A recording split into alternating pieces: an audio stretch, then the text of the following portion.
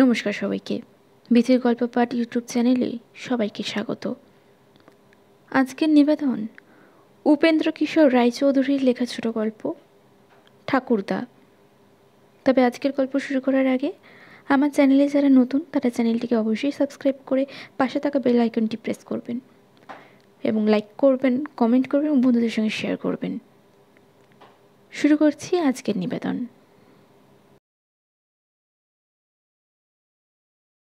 এক গ্রামে এক বুড়ো ব্রাহ্মণ ছিলেন। তার নাম ছিল ভবানীচরণ ভট্টাচার্য। গ্রামের ছেলেদের সঙ্গে তার খুব ভাব ছিল। তাঁরা তাকে বলতো ঠাকুর দাদা। তাদের কাছ থেকে শিখে দেশশুদ্ধ লোকেও তাকে এই নামেই ডাকত। ছেলেরা ঠাকুরদার কাছে খুবই আদর পেত, আর তাকে জ্বালাতন করত তার চেয়েও বেশি। ঠাকুরদা ভারী পণ্ডিত আর বুদ্ধিমান ছিলেন। খালি এক বিষয়ে তার একটা পাগলামি ছিল। পেয়াদার নাম শুনলেই তিনি ভয়ে কেঁপে অস্থির হতেন। ছেলেরা সে কথা খুবই জানত আর তা নিয়ে ভারী মজা করত। ঠাকুরদা রোজ তার চণ্ডী মণ্ডপের সামনে বসে পুঁথি লিখতেন। সেই সময় মাঝে মাঝে পাড়ার এক একটা দুষ্টু ছেলে দাড়ি পরে লাল পাগড়ি এঁটে মালকোচা মেরে লাঠি হাতে এসে ঘরের আড়াল থেকে গলা ভার করে বলতো, ভবানী ভট্টাচার্য কন হ্যায়? ঠাকুরদা তাতে ভীষণ থতমত খেয়ে ঘাড় ফিরিয়েই যদি লাল পাগড়ি খানিকটা দেখতে পেতেন, তবে আর সে পাগড়ি কার মাথায় সে কথায় খবর নেওয়ার অবসর তার থাকতো না। তিনি এমনই এক দৌড়ে বাড়ির ভিতর গিয়ে একেবারে দিদিমার কাছে হাজির হতেন। ছেলেরা বলে যে তখন নাকি প্রায় ঠাকুরদাকে স্নান করতে হতো, কিন্তু সে বোধহয় তাদের দুষ্টুমি। যা হোক, এমন বিষয়ে ভয়ের কাণ্ডটা যে ছেলেদের কাজ, এ কথা মুহূর্তের তরেও ঠাকুরদার মাথায় আসতো না। তিনি ছেলেগুলিকে বাস্তবিকই খুব ভালোবাসতেন। তার কুলগাছটিতে কুল পাকলে তাদের সকলকে ডেকে ডেকে একটি একটি করে কুল প্রত্যেকের হাতে দিতেন। কাউকে বঞ্চিত করতেন না। একটি বেশিও কখনো কাউকে দিতেন না। সেই পরগনার ভিতরে এমন মিষ্টি কুল আর কোথাও ছিল না। কাজেই একটি খেয়ে ছেলেদের যেমন ভালো লাগতো, আর খেতে না পেলে তাদের অমনি কষ্ট হতো। তবুও এমন কথা শোনা যায়নি যে ঠাকুরদার দেওয়া ছাড়া আর একটি কুল কেউ কখনো তার গাছ থেকে খেতে পেরেছে। তার চণ্ডী মণ্ডপ থেকে সেই কুল গাছটি পরিষ্কার দেখা যেত। সেদিকে কাউকে যেতে দেখলেই তিনি কে রে বলে এমন ভীষণ হাঁক দিতেন যে কি বলবো। তখন আর হাত পা সামলে ছুট দেবারও উপায় থাকতো না। 2 মাইল দূরে থেকে লোকে বলতো, এই রে ঠাকুরদা তার কুল আগলাচ্ছেন। খালি একবার ছেলেরা ঠাকুরদার কাছ থেকে 1 পোয়া সন্দেশ আদায় করেছিল। ঠাকুরদা চণ্ডী মণ্ডপের সামনে বসে এক মনে পুঁথি লিখছিলেন। তিনি দেখতে পাননি যে এর মধ্যেও পাড়ার বসেদের বানরটা কেমন করে ছুটে এসে সেখানে উপস্থিত হয়েছে, আর তার 35 বছরের পুরনো বাঁধানো হুঁকোটি নিয়ে গাছে উঠেছে। তারপর তামাক খেয়ে গিয়ে দেখেন কি সর্বনাশ! বানরটিকে তিনি কত ঢির ছুঁড়ে মারলেন, কত লম্বা লম্বা সংস্কৃত বকুনি বকলেন, কিছুতেই তার কাছ থেকে হুঁকোটি আদায় করতে পারলেন না। লাভের মধ্যে সে বেটা তাকে গোটা 10 ভেঙচি মেরে হুঁকো শুদ্ধ পাশের বাড়ির আমবাগানে চলে গেল। সেদিন ছেলেরা না থাকলে ঠাকুরদার আবার তার হুঁকোর মুখ দেখার কোনো আশাই ছিল না।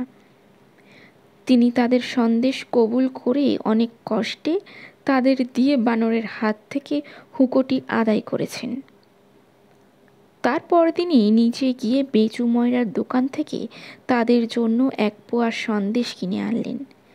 সে সন্দেশ খেয়ে নাকি তারা মুখ সিটকিয়েছিল।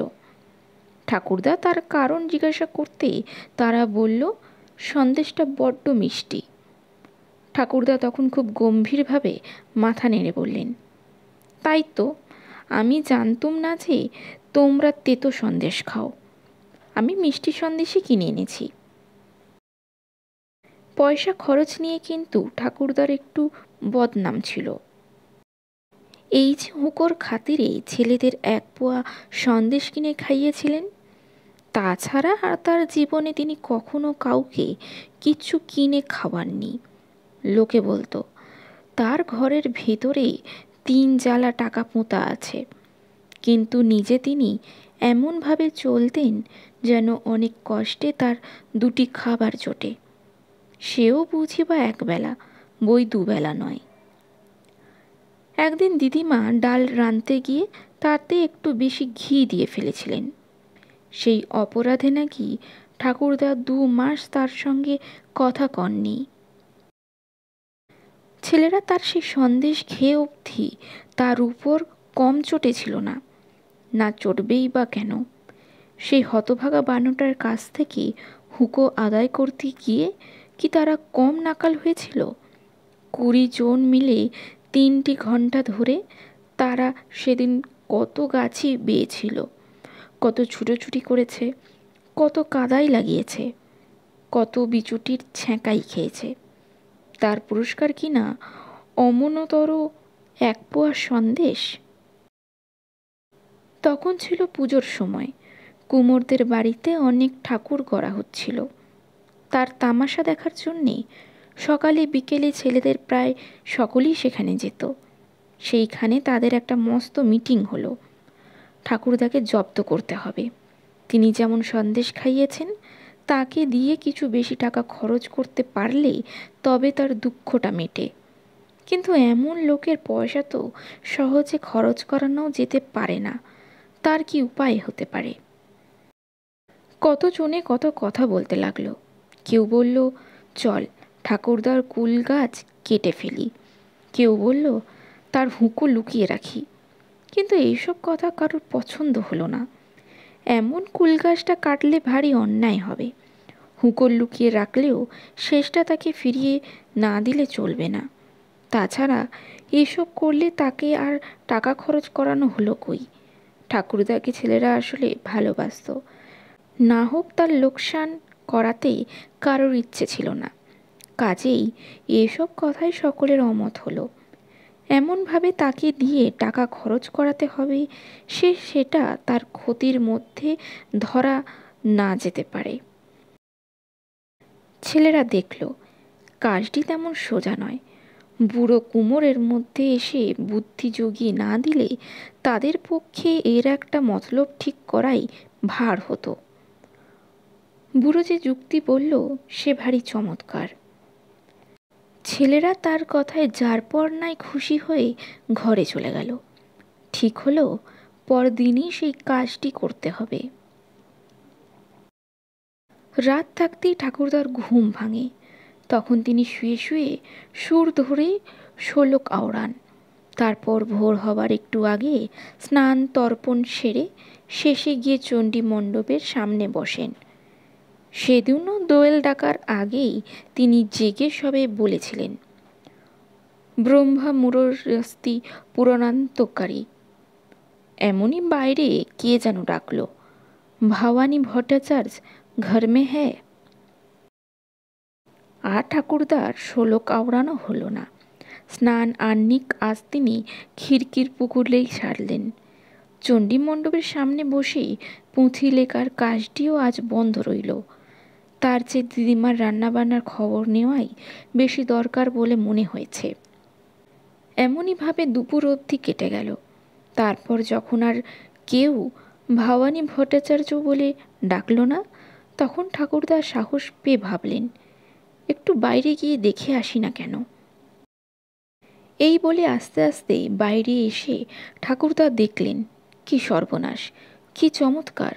তার মণ্ডপের মাঝখানে দুর্গা প্রতিমা ঘর আলো করে বসে আছেন। ঠাকুরদার আর পা সরল না। তিনি সেইখানে মাথা হাত দিয়ে বসে ভাবলেন, হায় হায়, কোন শয়তান এমন কাজ করলো?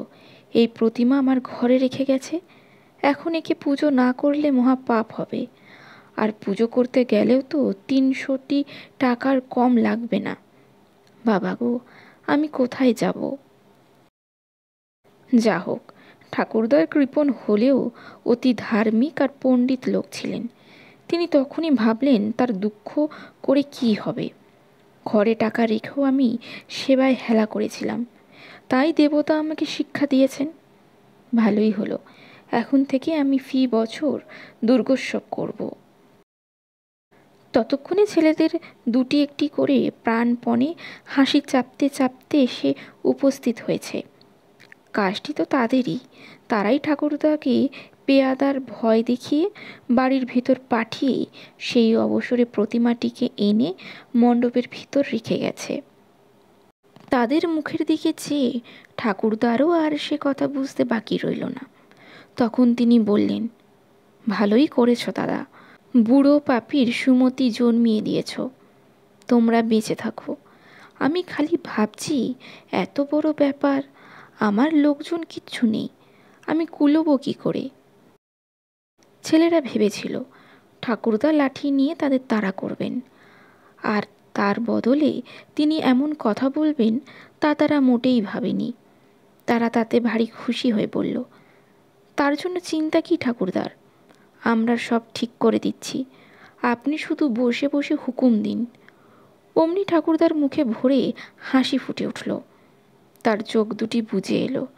ছেলেদের মাথায় হাত বুলিয়ে গাল টিপে আর নাকে চিমটি কেটে তিনি তাদের বিদায় করলেন।